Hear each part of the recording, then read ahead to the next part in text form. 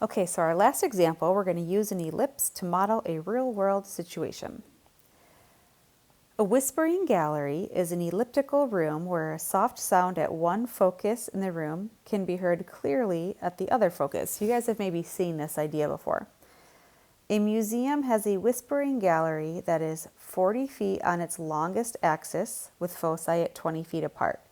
The doors are located at the co-vertices. Find the equation of the ellipse representing the shape of the room. How far are the doors from the center of the room? Well, why don't we sketch out what this could look like? We are told that the whispering gallery is 40 feet on its longest axis. That makes 40 feet the distance of the major axis. So we're going to put the major axis on the x-axis. If the whole thing is 40 feet long, then we know that the vertices are 20 feet away from the center. So because this is it's a horizontal major axis, we know where we're heading that x squared is going to go over a squared plus y squared over b squared equals 1. So these are the vertices right here. We were also told that the foci is 20 feet apart. Well, the foci is centered about the center, the origin. So if the distance between the foci is 20 feet, that tells us that from the center to the foci is 10 feet in either direction. So there's that total of 20 feet, 10 plus 10. So here's our foci. The co-vertices are going to be on the y-axis, and we do not know what those are. But you can see here's kind of a sketch of the whispering room. There's that elliptical shape, and we're going to write an equation for that.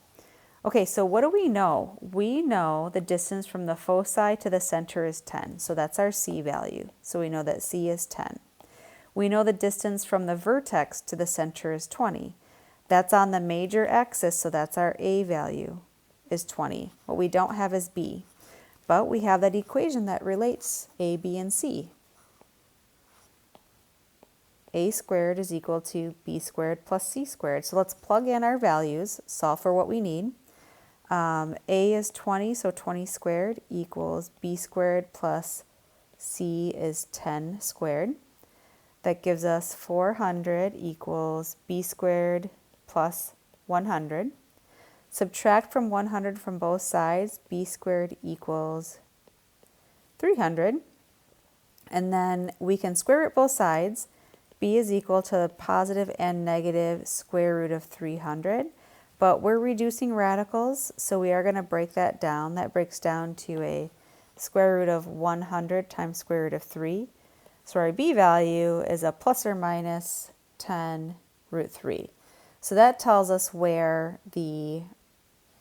how far from the co-vertex to the center is 10 root 3 units. All right, so first, what do they say? Write an equation that represents the ellipse. We already said it has to look like this, so let's fill in what we know. We've got x squared over, we need a squared. Well, a is 20. If you square the 20, we get 400. Plus y squared over b squared. Well, right here we said b squared was 300, so I'm just going to put in a 300 equals 1. There's our equation of the ellipse. Follow-up question, of course, how far are the doors from the center of the room?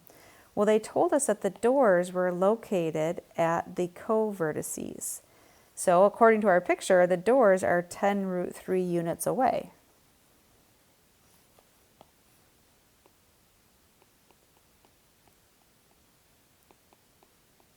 Or we're probably in feet, right? So 10 root 3 feet away. Because we're answering a question like distance, here's where we will go ahead and multiply that out. 10 times root 3 is about 17.3 feet. So the doors are 17.3 feet away from the center of the room.